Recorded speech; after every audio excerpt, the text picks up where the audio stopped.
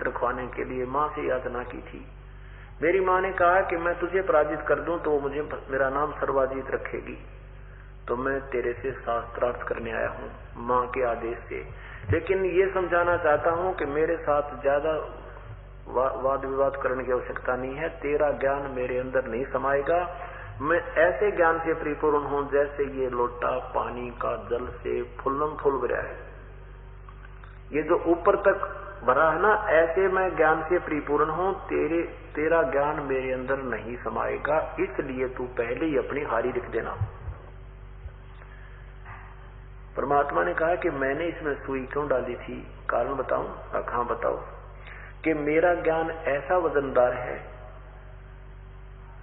जैसे मैंने ये सुई डाली तो वो तेरा पानी बाहर निकल गया, मेरी सुई तेरे लोटे के तली में जाकर रुकी। स्थान बनाया इसने अपने ठीक ठिकाने और लोटे का जल बाहर निकल गया। ऐसे मेरा ज्ञान ऐसा सॉलिड है कि तेरा ज्ञान बाहर निकल जाएगा, मेरा ज्ञान तेरे हृदय में ऐसे टिक जाएगा जाकर जैसे सुई तली में टिकी। सर्वानंद कहने लगा प्रसन्न करो। अब ज्यों ही वो बैठे वहां वार्ता होने लगी तो आसपास के वो ऐसे से जुलाहे वर्ग वहां इकट्ठे हो गए, श्रोता बन गए। परमात्मा ने कहा कि कौन ब्रह्मा का पिता है भाई, कौन विष्णु की माँ, शंकर का दादा कौन है हमको दे बता। कि ब्रह्मा विष्णु महेश के माता पिता के विषय में जानकारी दे और इनका दादा कौन है।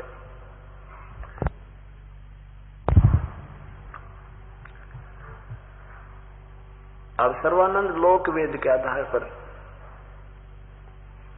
कहता है ये तो अजरो अमर है, सर्वेश्वर है, महेश्वर है, अजन्मा है, अनादि है। इनके क्या कौन कोई माता पिता नहीं है। तो परमात्मा यही बताना चाहते हैं, वेद पढ़ने पर भेद न जान, ये बातें पुराण 18। जड़ को अंधा पत्ते खवावे, भूल गया सिरजनहारा। ये वेद पढ़ते हैं और फिर भी पूजाएं जड़ की करते हैं। वेद की वास्तविकता से परिचित नहीं है और ब्रह्म को ये पूर्ण ब्रह्म बताते हैं। ब्रह्म को ये सुप्रीम पावर बताते हैं, ब्रह्म की पूजा के लिए कहते हैं, जबकि वो ब्रह्म कहता है कि वो परमात्मा कोई और है। इसलिए वेद पढ़ने पर भेद ना जाने, ये बात है पुराण 18। अब सर्वानंद कहने लगा कि नहीं, इनकी कोई माता पिता नहीं है। परमेश्वर ने फिर वो बताया कि शिव पुराण रुद्र संहिता अध्याय 6 और 7 को पढ़ के सुना स्वामी जी, निष्पक्ष भाव से प्रभु को साक्षी रख गए। उसमें क्या लिखा है? उसमें लिखा है कि ये सदाशिव जो है ये काल है, ये काल रूपी ब्रह्म ने, और वहां ऊपर शिवलोक में, ऊपर ब्रह्मलोक में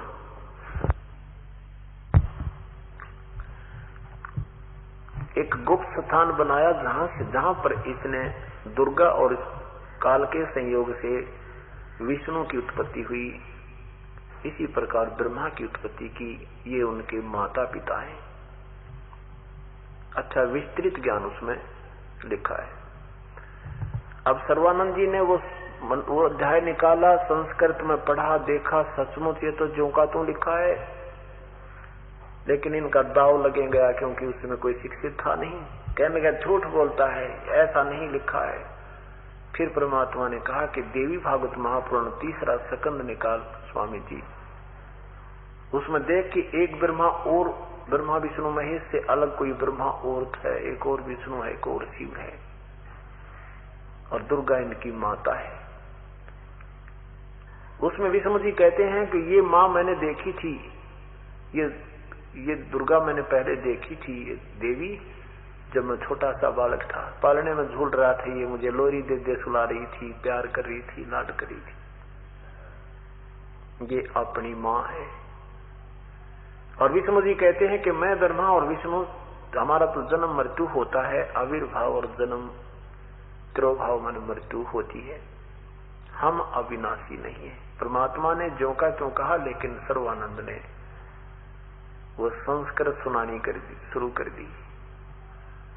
वो ना सुना करके ऐसे कोई और संस्कृत में 1-8 घंटे तक डटा नहीं डटा, संस्कृत बोलता रहा और कहता तू मूर्ख है, तू क्या जाने शास्त्रों के विषय में, तू अशिक्षित है, तुझे अक्षर का ज्ञान नहीं है। तो वहां उपस्थित जनों ने, जो जुल्हा बैठे थे अशिक्षित बेचारे, उन्होंने ताड़ी पीट दी, सर्वानंद, जय हो सर्वानंद, वाह सर्वानंद, वाह सर्वानंद। और जिसके आधार से उन अशिक्षितों के फैसले तय और उनका फैसला कर दिया कि सर्वानंद जीत गए और कबीर परमेश्वर पराजित हो गए। परमेश्वर ने कहा भाई ठीक है, तुम जीतते हम हार गए, आप जीत गए हम हार गए, ठीक है, जा अपने घर नहीं तो और क्या करें। तो कहता है कि ऐसे नहीं जाने वाला, मैं लिखवा के लेके जाऊंगा। परमात्मा ने कहा लिख ले भाई, मैं तो अशिक्षित हूं, लिख भी आप ही लो। तो सर्वानंद जी ने लिख लिया कि शास्त्रार्थ में कबीर साहब पराजित हुए और सर्वानंद विजयी हुए। परमेश्वर ने अंगूठा लगा दिया। घर आके अपनी माँ से कहता कि माँ मैं तो जाते ही हाथ खड़े कर दिए उसने, आपके गुरुजी ने था, और लो वो तो हरा दिया मैंने, अब मेरा नाम सर्वाजीत रख दो। माँ ने कहा बेटा एक बार वो प्रमाण दिखा मुझे, जो तू लिखवा के जाए, को पढ़ कर सुना दे। अब सर्वानंद ने पढ़ा तो उसमें क्या लिखा था कि शास्त्रार्थ में सर्वानंद पराजित हुआ और कबीर साहब विजयी हुए। तो माँ ने कहा रे निकम्मे, तू कहता मैं जीत का, तू तो हार के आया है। तो सर्वानंद बार बार देख रहा और कहता है माँ मेरे सिर्फ धोखे से लिखा गया, नींद में जाग रहा था ना, कई दिन हो गए थे मुझे रात शास्त्रार्थ करते करते, और ऐसे ही निद्रा में था, मैं गलती से लिखा है माँ, मैंने तो लिखा है, अब फिर जाता हूँ। माँ ने कहा लिखवा के ला भाई। वापस गया तो क्या परमात्मा से प्रार्थना की, प्रभु ने कहा लिख ले भाई, फिर लिख लो, कोई बात ना कि मेरे अंगूठे की रेख गिसे, फिर लगा दूंगा। परमात्मा ने दोबारा लगा दिया अंगूठा, और उसने वैसे ही लिख लिया।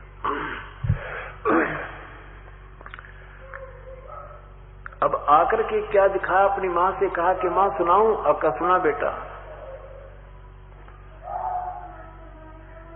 तो सुनाया तो क्या पाया, वही लिखा था कि शास्त्रार्थ में सर्वानंद पराजित हुए, परमेश्वर कबीर साहब जी विजयी हुए। तो उसकी माँ ने कहा कि बेटा आप लिखवा कर लाते हो या मजाक बना रहे हो।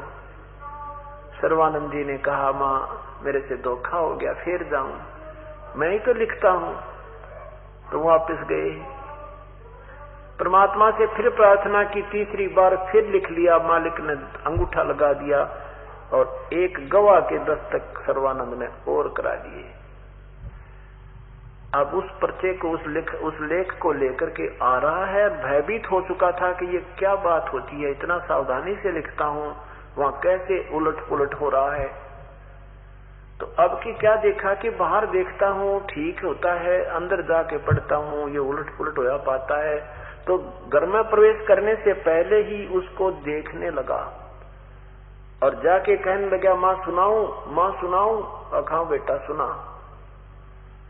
अब जो ही वो देख रहा था, बोलना चाह रहा था, उसके समय ही अक्षर उलट पलट गए। उसकी आंखों के सामने अक्षर उलटते हुए नजर आए और लिखा गया कि शास्त्रार्थ में सर्वानंद पराजित हुआ, कबीर साहब विजयी हुए। अब बोल नहीं सका वो नादान प्राणी, जुबान बंद होगी। तब माँ ने कहा रे बोलता क्यों ना विद्वान तू, कैसे बंद होगी तेरी जुबान। बैठ गया कलेजा पकड़ के, तब तक तो सोच रहा था तेरे से गलती होगी। तब उसकी माँ ने कहा कि बेटा यह तेरी नादानी है। उस परमेश्वर के चरणों में गिर जाकर कल्याण करा ले नादान। इस अक्षर ज्ञान से नहीं, वो ज्ञान न्यारा है, वो मार्ग अलग है, वो परमात्मा न्यारा है। ये ब्रह्मा विष्णु महेश भी अपनी सीमा तक भगवान है, लेकिन वो पूर्ण परमात्मा नहीं।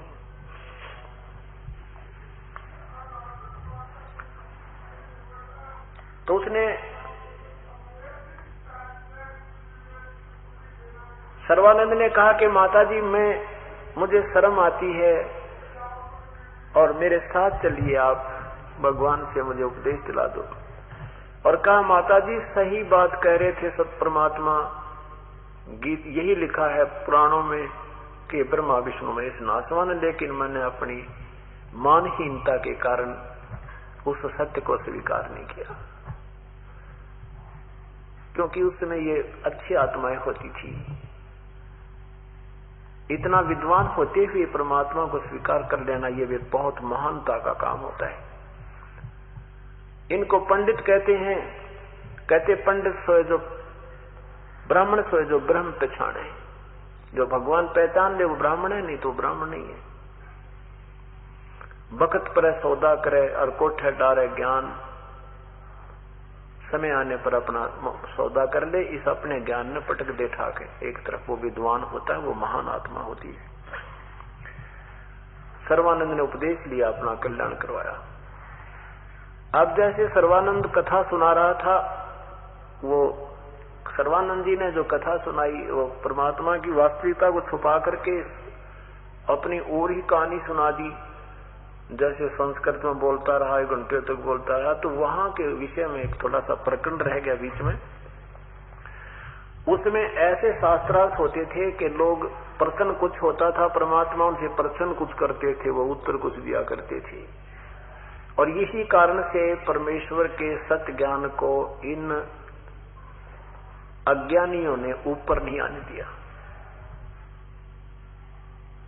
कैसे होता था, जैसे सर्वानंद जी ने वो कथा सुनानी शुरू कर दी, वैसे कोई संस्कृत के 20, 30, 50 श्लोक सुना दिए, डटा नहीं डटा,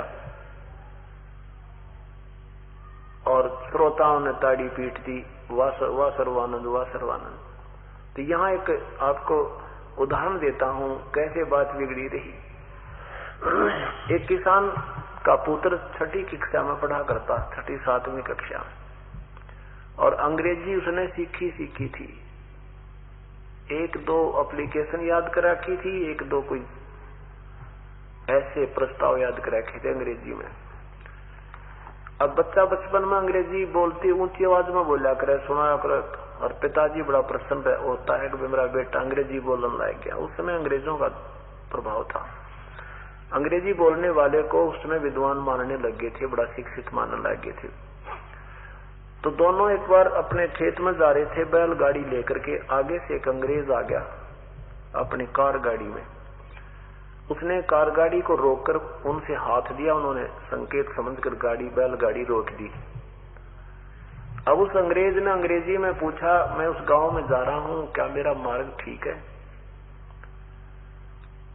अब उस पुत्र के पिता ने कहा कि बेटा ये अंग्रेज ना अंग्रेजी बोलकर हमें अपनी विद्वता की धाक जमाना चाहता है। अरे तुम भी तो अंग्रेजी जाने, सुना दे इसके भी।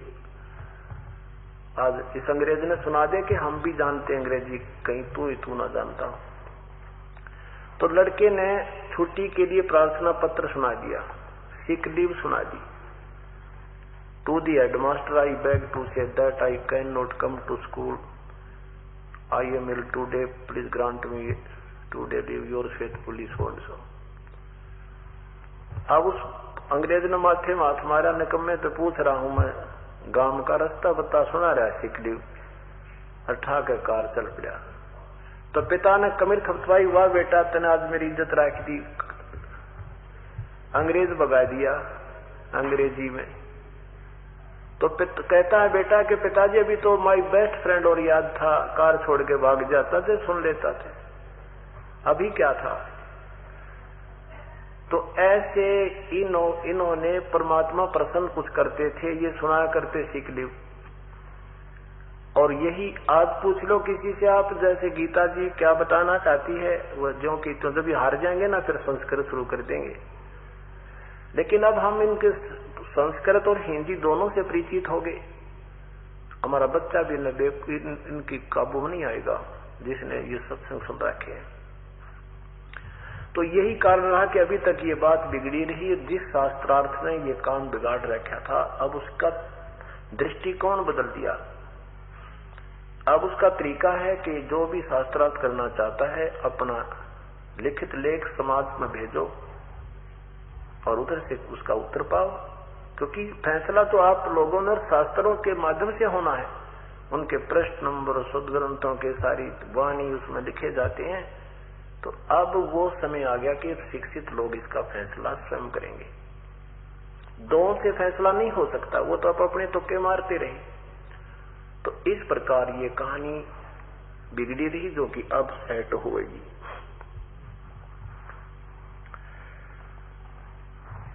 अब ये कलयुग जब आया है तो परमात्मा ने कहा था कि मैं अब अपना संत भेज करके अपने प्यारी आत्माओं को या स्वयं आऊंगा या अपने बच्चों को भेजूंगा, जो तेरे काल के जाल में पर्दाफाश करेंगे।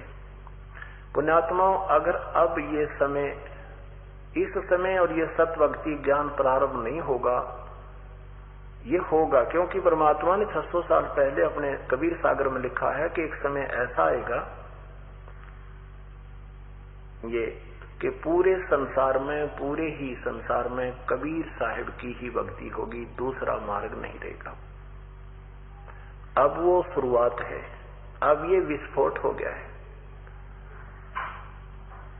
अब इस ज्ञान के आधार से आपको परमात्मा, इस नाम के आधार से परमात्मा आपको वो सुख देगा जो आप केवल सुना सुना करते।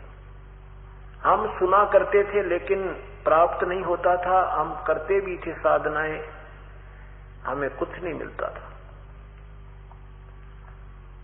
अब वो कलयुग आ गया है। परमात्मा को पता था कि कलयुग में ये पूजाएं करेंगे और शास्त्र विरुद्ध करेंगे, इनसे कोई इनको लाभ होगा नहीं, और फिर ये मेरे संत, मेरे दास के पास आएंगे। यहाँ आते इनको वो सुख होंगे, ये सोचते रह जाएंगे, दांतों तले उंगली दबाएंगे, फिर ये मेरे बच्चे मुझे पहचान जाएंगे भगवान कौन तथा कैसा है, भगवान क्या करता है, परमात्मा क्या लाभ देता है, उसकी परिभाषा क्या होती है। फिर सभी सदग्रंथ गवाह दे रहे हैं, सभी सदग्रंथ गवाही दे रहे हैं। पवित्र चारों वेद कबीर परमेश्वर की महिमा गा रहे हैं। कबीर अंगारी असी बम्भारी असी, रत सवर ज्योति रत धामा असी। वो परमात्मा कबीर है, उसका वो अंगारी माने पापों का विनाशक शत्रु है, बंधनों का शत्रु बम्भारी है, सतलोक में रहता है, उसका तेजो में शरीर है। अग्नि तनुरसी, यजुर्वेद अध्याय नंबर 5 का मंत्र नंबर 32 में लिखा है कि उसी गसी कबीर अंगारी असी बम्भारी अवसुरसी और रत धामा सवर ज्योति रत धामासी। यजुर्वेद अध्याय नंबर 5:1 के मंत्र नंबर 15 में लिखा है अग्नि तनुरसी, परमात्मा सशरीर है। अध्याय 5 के मंत्र 1 में लिखा है कि अग्नि तनुरसी विष्णुवे तवा सोमस्य तनुरसी। 2 बार ठोक के लिखा है कि भगवान सशरीर है, परमेश्वर सशरीर है, और उस सर्व पालन करता सतपुरुष का शरीर है वो। लेकिन 40वें अध्याय के, यजुर्वेद के 40वें अध्याय के मंत्र नंबर 8 में लिखा है कि वो कबीर परमात्मा का शरीर ऐसनाविरम अकायम, ये 5 तत्वों से बना हुआ नाड़ी के जोड़ जुगाड़ वाला शरीर नहीं है। एक तो मिट्टी की मूर्ति होती है, एक चांदी की होती है, एक सोने की होती है। तो उस परमेश्वर का जो शरीर है वो अपने वाले मटेरियल का नहीं है तो अपने ही जैसा। और पवित्र बाइबल ने लिखा है उत्पत्ति ग्रंथ में कि परमात्मा ने मनुष्य बनाए, मनुष्य को अपना ही स्वरूप बनाया। इति सिद्धम के परमात्मा मनुष्य जैसे शरीर युक्त है। पवित्र कुरान शरीफ इसका प्रमाण देते हैं कि कुरान शरीफ सूरत फुरकानी 25 आयत 52 से 59 में कि वो कबीर परमात्मा है जिसने 6 दिन में सृष्टि रची, 7वें दिन तख्त पर जा बैठा, और वो अपने अनुयायियों के, अपने उपासकों के गुनाहों को क्षमा करता है, वही पूजा के योग्य है। उसके विषय में किसी तत्वदर्शी यानी बाखबर संत से पूछो। पवित्र कुरान शरीफ के बोलने वाला अल्लाह भी अपनी अल्पज्यता जता रहा है, और ये प्रमाण पवित्र बाइबल में लिखा है कि परमात्मा ने मनुष्य बनाए, अपने जैसे बनाए, और 7 दिन में सृष्टि रच के 7वें दिन तख्त पर जा बैठा। जो 7वें दिन तख्त पर जा बैठा वो परमात्मा कबीर है और वो सह शरीर है, मनुष्य सदृश है।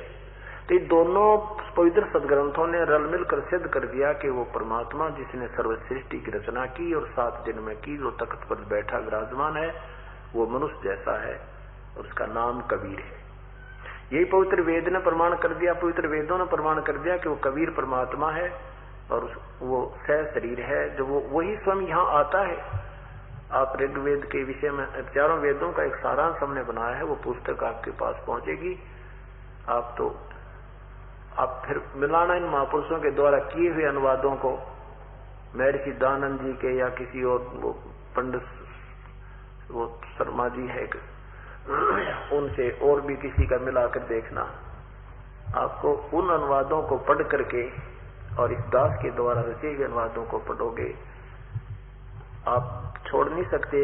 एक दोहे को पढ़ने लगे तो सारे को पढ़कर छोड़ोगे, ऐसा इतना प्यारा उसमें व्याख्या है। और इनको ज्ञान था ही नहीं, उवा बाई कर दी, उलट सुलट कर दिया, कहीं कीट कहीं का रूढ़ा ला के अपना पीछा छुटाएगी। जैसे गीता जी में अनुत्तम शब्द लिखा है 7वें अध्याय के 18वें श्लोक में, और जिन्होंने अनुत्तम का अति उत्तम लिख दिया और उसके आधार पर उन्होंने डिक्शनरियां भी चेंज कर डाली, क्योंकि इस भाषा पहले अपनी भाषा से व्याकरण इन्होंने निकाली और फिर उसके साथ साथ उन्होंने अपने शब्दकोश भाषा से बनाए। इन्होंने जैसा समझा उनको उलट सुलट समझा तो उलट पुलट उसके अक्षर भी बदल दिए। शाम के समय दिखाएंगे आपको, अभी तो दिखाना संभव नहीं है, कि हिंदी की एक उसमें शब्दकोश में अनुत्तम शब्द का अर्थ लिखा है निकृष्ट, और फिर निकृष्ट का अर्थ उसी शब्दकोश में लिखा है अधम, नीच, घटिया, और उधर से अनुत्तम का अर्थ निष्कृष्ट भी लिखा है और अति उत्तम भी लिखा है। गुड का अर्थ बैड कभी नहीं हो सकता, किसी भाषा में बोल कर लिख लो, बेवकूफ बनाने वाली बात है। तो यही विचार करना हमने। फिर संस्कृत भाषा का, संस्कृत के शब्दकोश वाले ने क्या किया है कि अनुत्तम शब्द को अति उत्तम लिखा और उसकी 4 लाइन चल के अनुदार शब्द का अर्थ लिखा है, उसमें अनुदार माने अनुत्तम लिख दिया। तेरा गजब।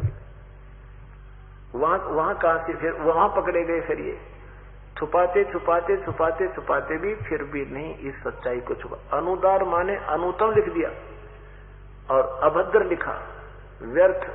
तो अनुत्तम का अर्थ अभद्र हुआ, व्यर्थ हुआ, घटिया हुआ। अब इन चक्कर में पड़ गया। गीता बोलने वाला भगवान अपने आप को कैसे घटिया कह रहा है, ये तो सुप्रीम है। लेकिन यही तो तत्व ज्ञान का अभाव अभी तक हमें खटक रहा है और हमें हानिकारक हो रहा है। इस प्रकार जब हम पूर्ण परमात्मा से परिचित होंगे तभी हम अपने इस तत्व ज्ञान को समझ पाएंगे। जैसे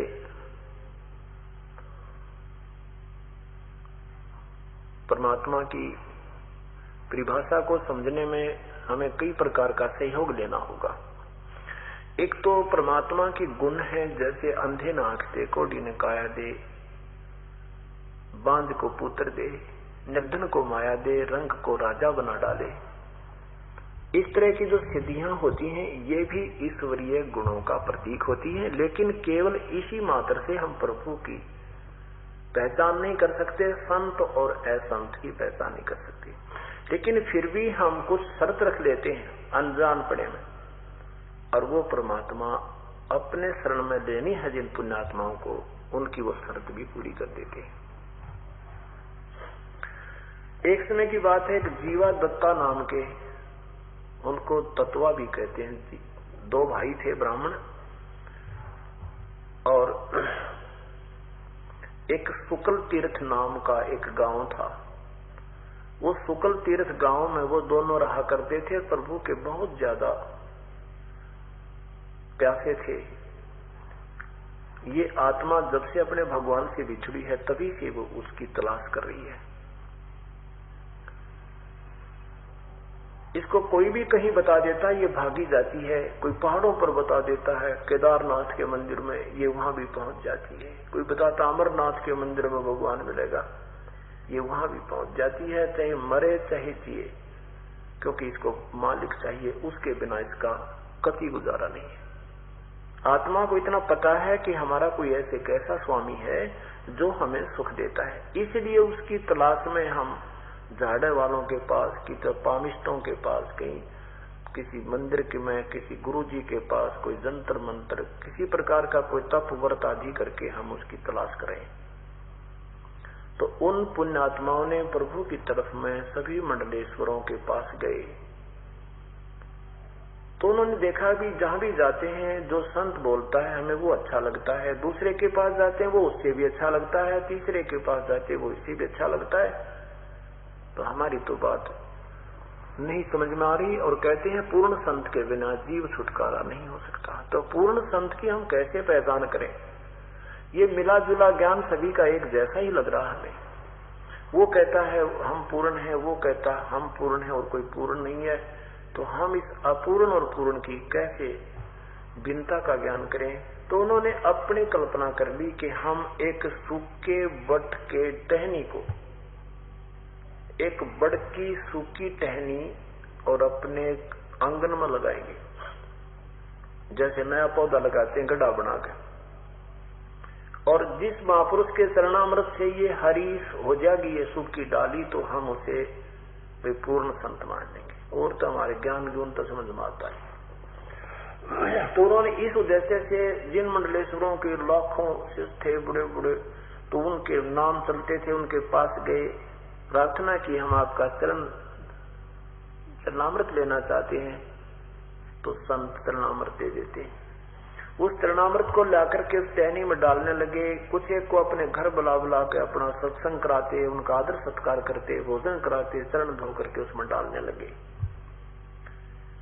ये वर्षों सिलसिला चलता रहा, परंतु व्यर्थ रही, वो हरी नहीं हुई वो डाली। एक दिन दोनों भाई बैठकर रोने लगे, जीवा भी और तत्वा भी, अर्थात दत्ता भी कहा। कहने लगे हे भगवान, आपस में वार्ता करते हैं कि भैया ऐसे समय में जन्म हुआ, मनुष्य जन्म भी हुआ और ऐसे जन्म समय में हुआ कि पृथ्वी पर कोई संत नहीं और पूरे संत बिन मुक्ति नहीं है। भगवान ये मनुष्य उनका मिलना अति दुर्लभ लिखा सदग्रंथों में। दोनों भाइयों ने संकल्प किया है परमेश्वर हम दासों की ये कर्ज सुनो, हमारा अब जीवन समाप्त कर दो मेरे प्रभु, हमें हमारा जीवन समाप्त कर दो प्रभु, जो शेष हमारा मानुष जीवन बचा है कभी ऐसे समय में देना मेरे दाता कोई पूर्ण संत पृथ्वी पर। ऐसा कह करके वो दोनों भाई बहुत बुरी तरह रोने लगे। पुण्यात्माओं जब तड़फ बनेगी आत्मा को परमात्मा की, इसका बुरा हाल हो जाता है। अभी तक तो हमें नशा है इस काल की भांग का, ये जब उतर जाएगा जब देखना आपने कोई चीज सथाई नजर नहीं आएगी। परमात्मा कहते हैं क्या मांगो कुछ ठिर ना रहा, ये देखत नैन चला जग जाई। कबीर साहब हमें बताना चाहते हैं कि क्या मांगा भगवान से, कुछ भी तो सथाई को ना, क्या मांगो कुछ ठिर ना रहा, ये देखत नैन चला जग जाई। 1 लख पूत 1.25 लाख नाती, उस रावण के दीवान बाती। आवत संग न जात संगाती, ना तो कोई हमारे साथ आया और ना ही कोई जाएंगे जो साथ जाएगा। और क्या हुआ दरबांधे हाथी, कि जो द्वार पे तूने हाथी बांध लेते थे राजा लोग अपनी प्रभुता दिखाने के लिए, उस राजा के 100 हाथी तो भाई द्वार पर बंधे रहते हैं। एक हाथी का खर्चा बहुत होता है और वो उनकी समर्थता का प्रमाण होता है कि उस राजा के सामने तो भाई 100 हाथी तो वहां बंधे रहते हैं।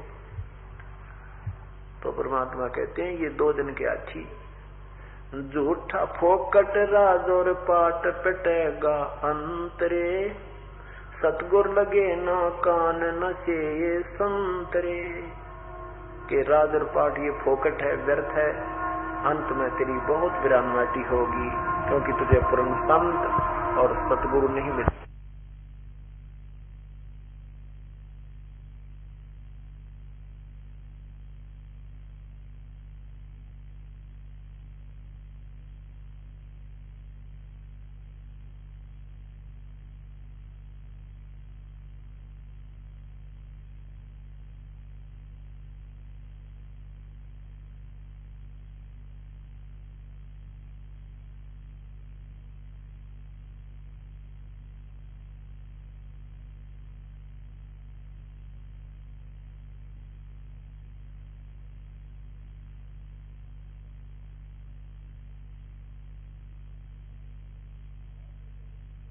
ऐसे जब उन जीवा और दत्ता की दोनों की बहुत तड़फ बनी, रह रह कर रो रहे हैं, रह रह कर रो रहे हैं, खाना पीना छूट जाता है, आंखों से आंसू से कपड़े भीग जाते हैं, परमात्मा प्रकट हुए। परमेश्वर कबीर साहब उस नगरी में प्रकट हुए और वहां उनके दरवाजे के सामने ऐसे घूम रहे हैं जैसे किसी का घर ढूंढ रहे हो, अजनबी से बनकर। अब जीवा बाहर खड़ा था। जीवा ने बाहर खड़ा देखा तो परमात्मा के दर्शन करते ही आत्मा का खिंचाव बनता है, अपने आप खिंचाव बनता है साधु को देखते ही। तो जीवा को लगा कि जैसे ये संत कुछ विशेष कसक युक्त है, इसके चेहरे से ही कुछ मुझे आभास हो रहा है। अपने भाई दत्ता से आवाज लगाई अंदर आकर के, दत्ता एक महात्मा आया है, आपकी आज्ञा हो तो साधु को घर ले आऊं। अब दत्ता ने कहा कि जीवा रहने दे, दबी दबाई बात नहीं, ये संत नहीं रहे पृथ्वी पर, और कई दिन रोना पड़ेगा, इनके पास खक नहीं है भाई, रहने दे तो। अब जीवा कहता है आपकी आज्ञा हो तो मेरा मन करता है कि संत को ले ही आऊं। तो दत्ता ने सोची भाई की आत्मा क्यों मैंने दुखी करी, यूं चाहता है तो भाई ठीक है ले आ, तेरी इच्छा है तो मैं क्यों मना करूं। इतने में परमात्मा वापस फिर आ जाते हैं उसी गली में। जीवा ने कहा कि महात्मा जी ये दास का मकान है, झोपड़ी है, कृपा पद रखिए। कबीर साहब अंदर चले गए, बैठना दे दिया परमात्मा को, जैसा भी घर पर उपस्थित था। एक मुड्ढा सा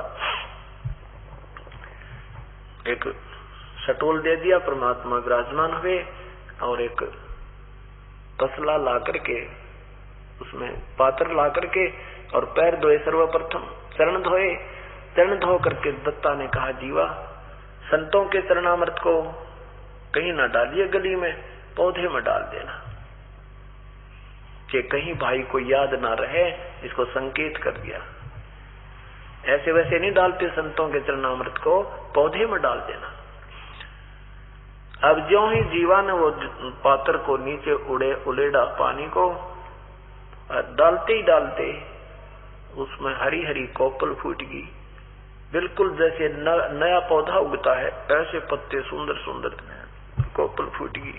बोलो सतगुरुदेव की जय। और वहीं से आवाज लगाई कि दत्ता आजा, भगवान मिल गए, आजा प्रभु मिल गए। अब दत्ता गया, क्या बात होगी कि देख ये होगी हरीडारी। दोनों भाइयों ने जाके एक पैर पकड़ दिया और बहुत जैसे बालक रोया करें ऐसे चरणों में गिर गिर कर रो रहे हैं, कहने लगे प्रभु आप कहाँ छुपे थे, ये मालिक आप पहले क्यों नहीं आई। हमने तो सोच लिया था कि पृथ्वी पर संत नहीं रहे। परमेश्वर ने कहा कि जिसमें इस पर कोई संत नहीं होगा तो आग लग जाएगी इस पृथ्वी पर। हम गुप्त प्रत्यक्ष या अप्रत्यक्ष रूप में जीवा यहाँ पर रहना पड़ता है, हमें किसी ना किसी कोने में हम किसी न किसी रूप में रहते हैं। दूसरी बात है हमें कोई पहचान पावे ना पावे, फिर भी हम अपना कुछ ना कुछ ज्ञान मालिक का अपना ही विषय में अपना स्थान बनाए रखते हैं। यदि मैं पहले आ जाता, तो मैं पहले भी जाता, लेकिन तुम्हारा काम बिगड़ जाता। कैसे? पुण्यात्माओं इस शिक्षा ग्रहण करनी हमने इन कथाओं से। उपदेश लेने से पहले आपने जो छानबीन करनी है गुरुदेव के विषय में कर लीजिए।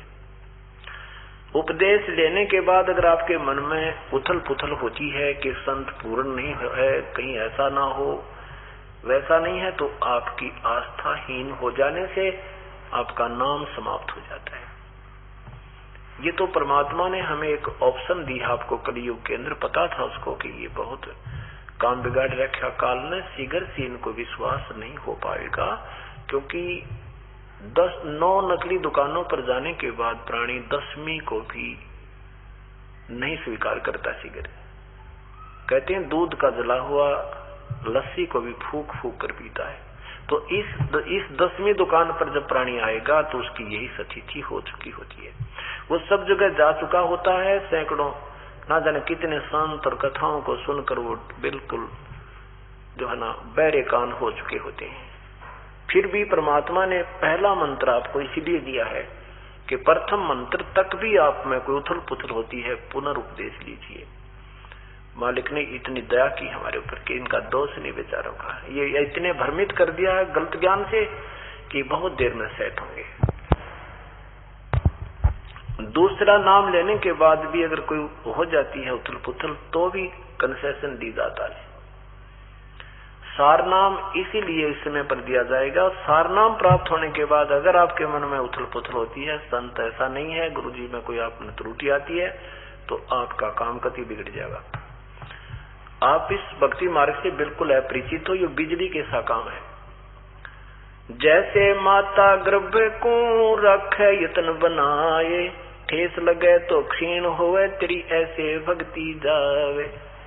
हमें नादान संतों की दंत कथाओं से बिल्कुल निर्भय हुए फिरे हैं, नाम ले लिया ठीक है गुरुजी की, हम किसी तरह बोल रहे हैं कुछ भी करें। एक माई आई हमारे पास भिवानी में ना, वो सत्संग सुनने के लिए तो यहाँ हिसार में सत्संग सुनने आई, बुढ़ी आई थी एक माई, हमारी बहन थी सेवक, उसने सेविका ने उससे चर्चा की माई कहाँ से नाम ले रखा है, उन्होंने बताई माई ऐसे नाम ले रखी बेबे मना। तो हमारी बहन ने कहा कि वो सेविका ने कहा कि आपका नाम गलत है, आपका गुरु पूर्ण नहीं है, हमारे गुरु जी से उपदेश ले लो। उसने कहा बेबे मन नुबली 4 ढेर डांगा ले रखा है, कोई सा तो पूर्ण होएगा, यानी 4 ढेर डांगा ले रखा है, कोई सा तो पूर्ण पावेगा, यानी चौथा गुरु बदल रखा है। 4 पहले 3 तो पहले बना चुकी, चौथा ये बना रखा है, इनमें कोई सा तो पूर्ण पावेगा, वे और ना बदलती। तो कहने का भाव ये है कि अब हमारी ये वो गुरु शिष्य है, और अब हम यही बन गई कि शायद इससे भी दे लूं, यू ना पूरा हो तो यू सही, ऐसे नहीं होता। ये बातें बड़कों के खेल नहीं है। और काल यही चाहा था कि ऐसा रोल बदोल करवा दूं कि कोई समझ ना सके संत और असंत को, ज्ञान और अज्ञान को, लेकिन अब समझेंगे। अब ज्ञान है, ऐसा ज्ञान है कि जैसे और ज्ञान सब ज्ञानेड़ी, ये तत्व ज्ञान सो ज्ञान, जैसे गोला तोब का भाई करता चले मैदान। ये तो तोब का गोला है परमेश्वर का जो तत्व ज्ञान है, कबीर साहब की जो वास्तविक अमर वाणी है। ये तोब का गोला है, सब साफ होते चले जाएंगे, ढूंढे नहीं पाओगे। तारा मंडल बैठे करिए चांद बढ़ाई खावे, उदय हुए जब सूर्य का यू सो तारों छुप जावे। इस तत्व ज्ञान का एक बार उदय होने दो। अभी तो ये प्रभात है, प्रभात में थोड़ा थोड़ा सा चांदना होता है, और जब ये सूर्य शिखर में आएगा, ये परमात्मा का ज्ञान जब पहुंचेगा जन जन तक, फिर देखना कैसा उदय होगा। ये चांद और सितारे, ये वेदों का और गीता का ज्ञान, और ये संत, ये भगवान ऐसे छिप जाएंगे जैसे चांद और सितारे देखने से भी दिखाई नहीं देते। सूर्य दोपहर के समय सूर्य उदय होने के उपरांत, तो उसमें परमात्मा ने कहा कि बेटा मैं पहले भी आ जाता, और मेरे आते ही ये शर्त तुम्हारी पूर्ण भी हो जाती, लेकिन मुझे गलियों में घूमने वाले को तुम संत नहीं मानते। तुम सोचते एक मंडलेश्वर और रहता, उसकी ओर ट्राई कर लेते, एक और रहता उसको भी देख लेते, शायद उससे भी हो जाए, तो वो इससे कुछ बड़ा नजर आता है, बड़े शस गने उसके, तो बेटा इतना भी मन में आने से, वहां तो कुछ होना जाना था नहीं, पर मेरे से चले जाते तो मेरे कृपा पात्र नहीं रहते, तुम्हारी अश्रद्धा होने से मेरे हृदय से उतर जाते, और इसी कारण से हम सतलोक से गिरे। फिर वो अव्यभिचारिणी भक्ति नहीं रहती, आप गुरु भरता नहीं रहते, और जिस कारण से हानि हो जाती। तो यही कारण है कि आप जब यहाँ आए हो तो पूर्ण रूप से नाम लेने से पहले खूब सोच विचार कर लो। एक सत्संग सुनो, 2 सुनो, 100 सुनो, फिर उपदेश लेना। उपदेश लेने के बाद फिर नहीं, जो ना अग्रम मगरम मन में नहीं आनी चाहिए। ये आगी तो आपका नाम खंड है। आपको भी यही नहीं मालूम कि हम कितने सीरियस स्थान उस दौर से गुजर रहे हैं, कितने खतरनाक दौर से गुजर रहे हैं। आप तो बालक हो, बालक ने पता ही नहीं होता, तो नाले में गिरा है, नाले में गिर गया तो मर गया, नहीं तो उसको कोई चिंता ही नहीं थी। तो अब जिसको पता लग गया वो समझदार व्यक्ति है, उसको बार बार आगाह करता है, वहां से पकड़ पकड़ कर वापस लाता है। तो अब परमात्मा ने हमारे लिए एक ऐसा तरीका ढूंढा है कि हम स्वयं जानकार हो जाएं, और जब हमें ज्ञान होगा तो हम डरेंगे। जैसे बालक छोटा सा होता है, वो सर्प न भी पकड़ ले, उसको डर ही नहीं। और जब बच्चे को बड़ा होगा, जब उसको ज्ञान होगा कि सर्प ऐसा भयंकर प्राणी है, ये काट ले तो मर जाता है, तो फिर वही बालक जब बड़ा हो गया तो उसको कहेंगे कि सर्प आ गया, सर्प का नाम सुनते ही 10 कदम तो बिना देखे भाग जाएगा दूसरी तरफ, इतना भय मानता है। तो ज्ञान से ही, उसके गुण अवगुणों से ही ज्ञान होता है, और ज्ञान से ही फिर हमें उसका भय बनता है। अब आपको ऐसा ज्ञान कराएंगे कि आप स्वयं विद्वान बन जाओगे, और फिर आप स्वयं निर्णय किया करोगे। एक समय की बात है, एक नगरी में 2 भाई रहते थे, व्यापारी। छोटे की मृत्यु होगी, उसके 2 पुत्र थे। उन पुत्रों की मां ने कहा कि बेटा तुम बालक हो, एक 16 वर्ष का, एक 18 वर्ष का, अपने ताऊजी के साथ तुम पार्टनरशिप कर लो।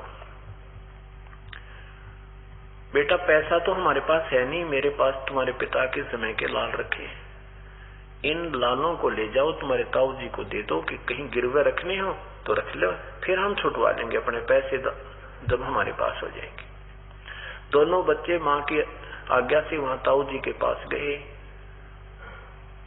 उन्होंने, बच्चों ने कहा कि ताऊजी मेरी मां ने ऐसे ऐसे कहा है, और ये लाल हमारे पास है, पैसा है नहीं, इनको आप रख लो और गिरवी रखने वहां रख लेना, हमारे पास पैसे का जुगाड़ हो जाएगा तो छुटवा देंगे।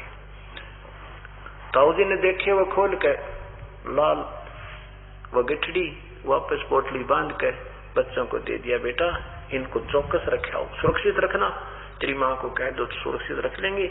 और मेरा व्यापार में अभी उधार बहुत चलता है, विदेश में जितना पैसा होगा हम सब सामान ले आएंगे, आके उनका फिर यहीं कहीं गिरवी रख लेंगे, बेटा बाहर नहीं दे चलते।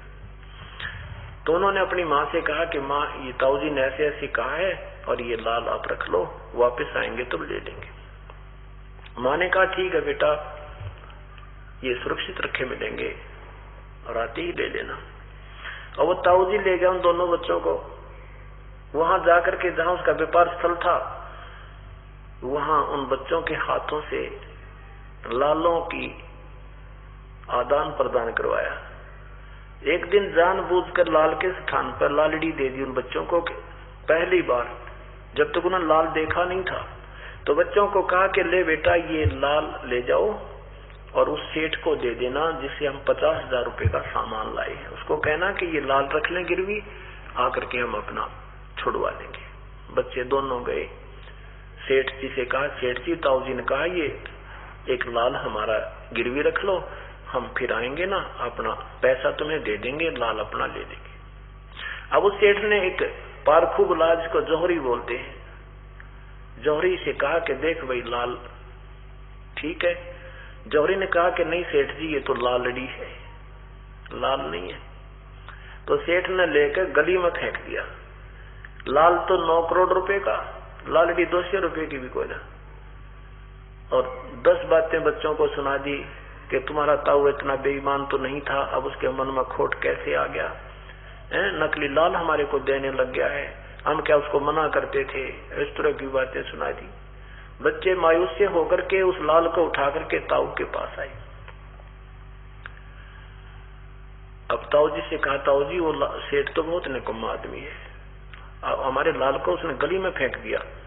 एक व्यक्ति बुलाया, उसने कहा कि लाल नहीं ये तो लालड़ी है। ताऊ जी हमारे बारे आपके बारे में बहुत कुछ उन्होंने कहा, हमसे सुना नहीं कहा। तब सेठ जी बोला, हो बेटा उनका दोष नहीं है, अरे मेरे से धोखा हो गया, लाल तो ये इधर रखा था पुत्र, ओहो ये तो बेटा सचमुच लालड़ी है। वो दिखाई दोनों सामने कर दी, ओहो बेटा ये है वो लाल, और जाओ अभी तुरंत और सेठ से कहना कि हमारे ताऊ जी ऐसे नहीं है, ये धोखा लग गया, लाल के स्थान पर लालड़ी दे दी गई।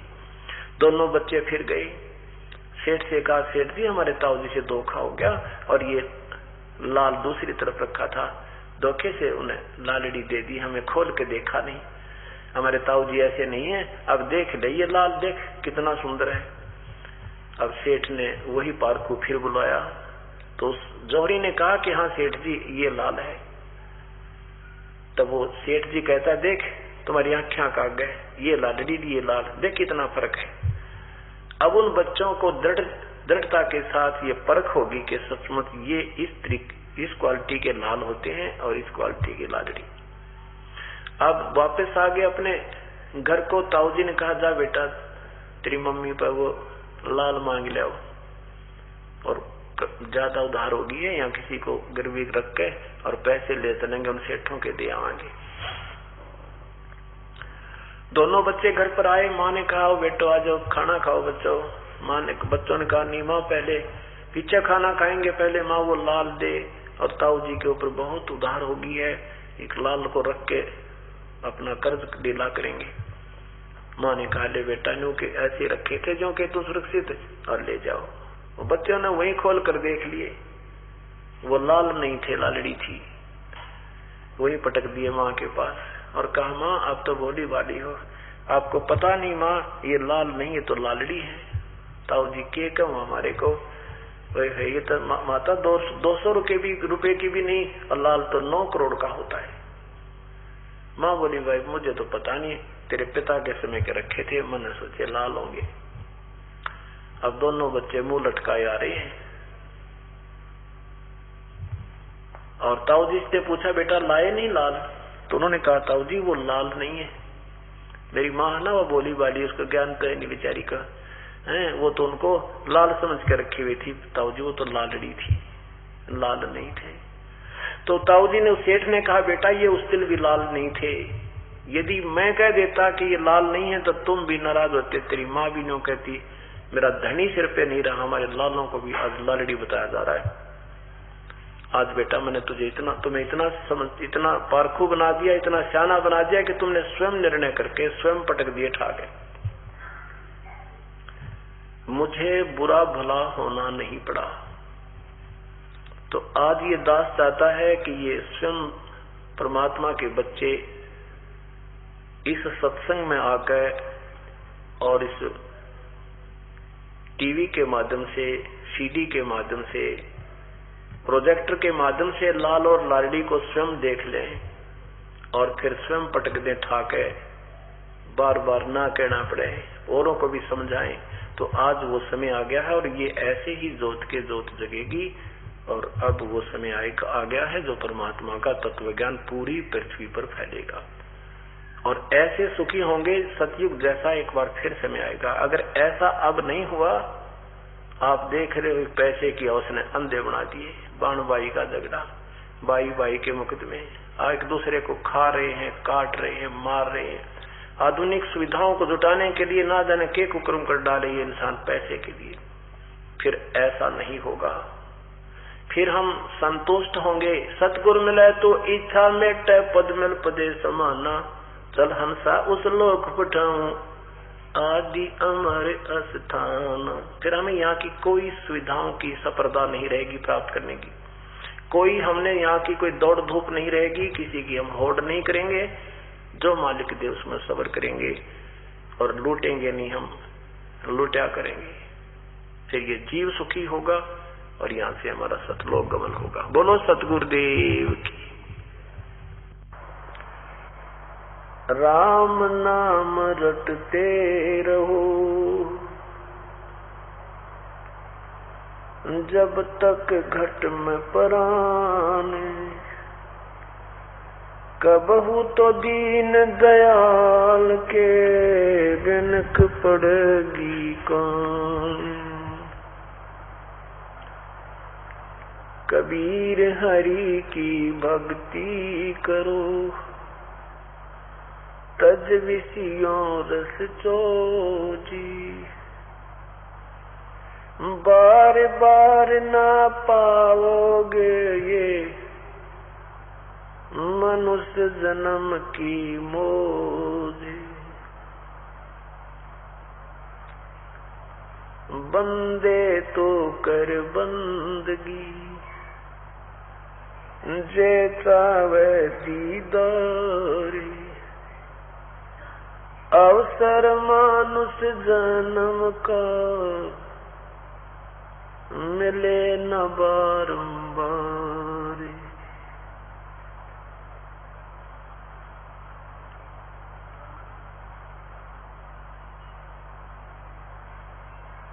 राम नाम निज सार है,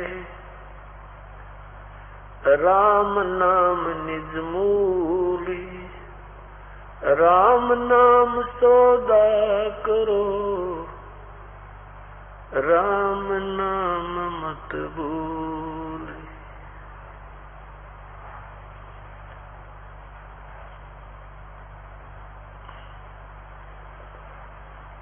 इस झूठे सुख को सुख कहे, मान रहा मन मोदी। ये सकल छबीना काल का, कुछ मुख में कुछ गोदी।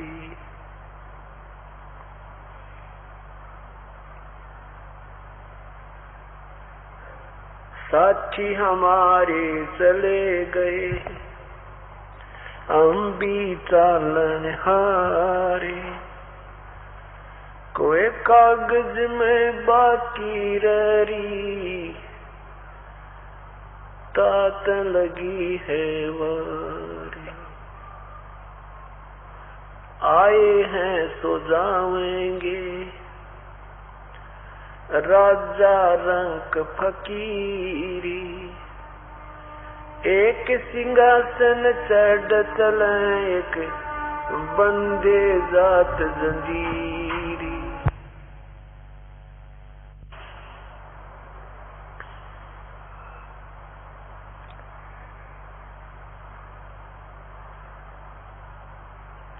पतझड़ आवत देख कर, वन रोवे वन माई। ये ऊंची डारी पात थे, अब पीले हो जाई।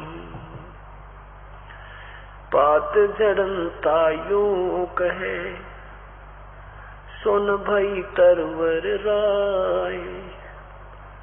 अब के बिछुड़े नहीं मिल, न जाने कहाँ गिरांगे दाए। तरवर कहता पात से, सुनो पात एक बात। यहाँ की यह रीति है, एक आवे एक जाते।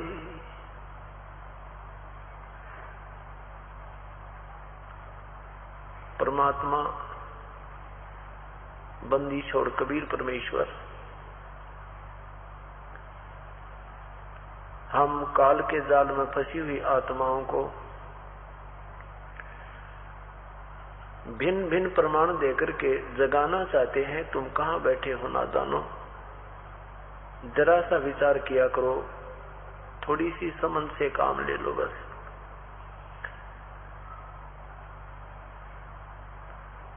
हम कौन हैं, कहां से आए थे और यहाँ से जाने के बाद हम कहाँ जाएंगे?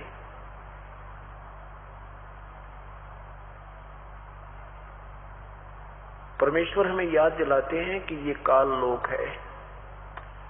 जैसा दिन के सत्संग में पुण्यात्मा सुन रही थी कि काल ने अपने स्वार्थवश में यहाँ इस झूठे लालच में डाल रखा है, उलझा रखा है।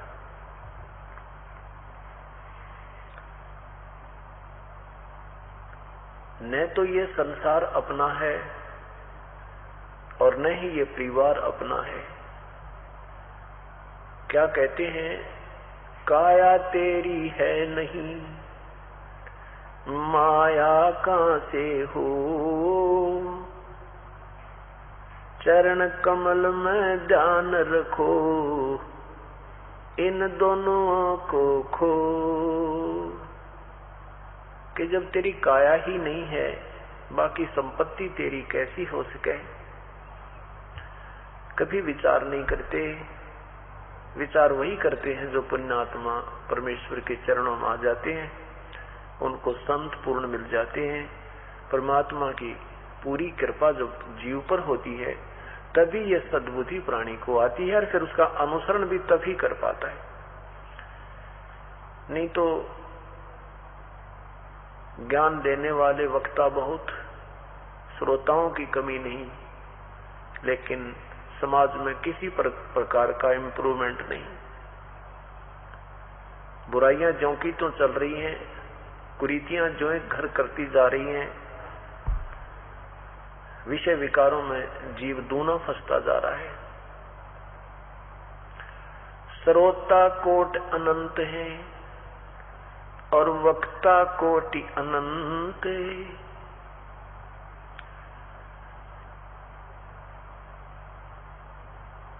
श्रोता कोट वक्ता कोट अनंत है, ये श्रोता कोट अनंत।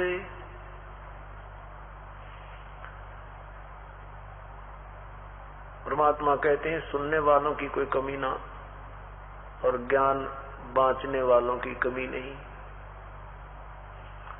लेकिन कोई बिरले साधु संत, बिरले। उसके विषय में क्या बताया है? संत कौन होते हैं? संत क्या पहचान होती है संत की? ये पहले ही अपने सदग्रंथों में विद्यमान थी डेफिनेशन पूरे संत की, और भगवान की भी डेफिनेशन परिभाषा अपने सदग्रंथों में विद्यमान थी, लेकिन उसको समझाने वाला परमात्मा ने भेजा नहीं था। और जब परमात्मा की प्यारी आत्माएं आई थी उनको हमने स्वीकार किया नहीं, क्योंकि उस समय हम अशिक्षित थे, हमारे पूर्वज सियाने नहीं थे, अक्सर ज्ञान नहीं था, भोले वाले सीधी सादी आत्माएं थी। अब पूर्ण संत की क्या पहचान है? जैसे गीता जी के अध्याय 15 श्लोक 1 में लिखा है, पूरे संत की क्या पहचान होती है? जो संत, जिस संत के विषय में गीता जी अध्याय नंबर 4 के श्लोक 34 में कहा है कि उन तत्वदर्शी संतों के पास जा, उनको दंडवत प्रणाम कर, विनम्र भाव से प्रसन्न कर, तो वो तत्वदर्शी संत तुझे उस परमेश्वर के विषय में तत्व ज्ञान कराएंगे। फिर जैसा वो कहें वैसे कर। उस तत्वदर्शी संत की पहचान गीता अध्याय 15 के श्लोक 1 में कहा है कि ये ऊपर को लटका हुआ, ऊपर को जड़ वाला, नीचे को तीनों गुण रूपी शाखा वाला, उल्टा लटका हुआ ये एक पीपल का यानी एक बहुत सुदृढ़ वृक्ष है। और इस वृक्ष के विषय में, अर्थात जड़ क्या है इस वृक्ष की, तना क्या है, डार कौन है, टहनी कौन है, ये भिन्न भिन्न जो ज्ञान करा देगा वो समझो तत्वदर्शी संत है। क्या बताया? तो वो परमेश्वर स्वयं आए थे तत्वदर्शी संत बनकर। उन्होंने, परमेश्वर ने आकर बताया था, बंदी छोड़ कबीर परमेश्वर ने, कि अक्सर पुरुष एक पेड़ है, निरंजन वा की डारे, तीनों देवा शाखा है, पात रूप संसारी। परमेश्वर ने अपने आप ही आना पड़ा, आप ही अपनी महिमा सुनानी पड़ी, आप ही संत बने, आप ही भगवान बने, आप ही दास बने, आप ही सतगुरु बने, जगत गुरु बने, तत्वदर्शी संत बने। क्योंकि अपने बच्चों की चिंता पिता माँ बाप को ही होती है। ये तुमेव माता च पिता, तुमेव बंधु च सखा, तुमेव